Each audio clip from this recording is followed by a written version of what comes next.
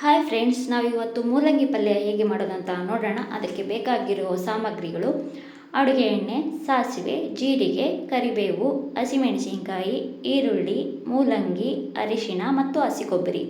ಬನ್ನಿ ಈಗ ಪಲ್ಯ ಹೇಗೆ ಪ್ರಿಪೇರ್ ಮಾಡೋದಂತ ನೋಡೋಣ.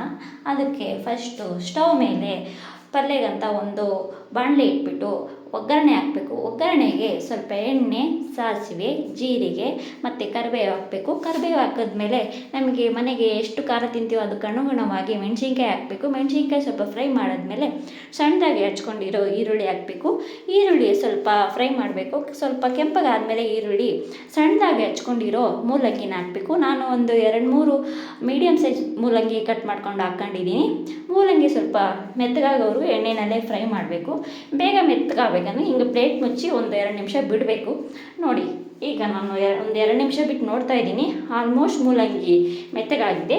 ಈ ಟೈಮಲ್ಲಿ ಒಂದು 1/2 ಟೀ ಸ್ಪೂನ್ ಅರಿಶಿನ ಪುಡಿ ಹಾಕಬೇಕು. ನೆಕ್ಸ್ಟು ಸಣ್ಣದಾಗಿ ತುರಿದಿಟ್ಕೊಂಡಿರೋ ಕೊಬ್ಬರಿ ಹಾಕಿದ್ರೆ ಬಿಸಿ ಬಿಸಿಯಾದ ಮೂಲಂಗಿ ಪಲ್ಯ ಸವಿಲು ಸಿದ್ಧ.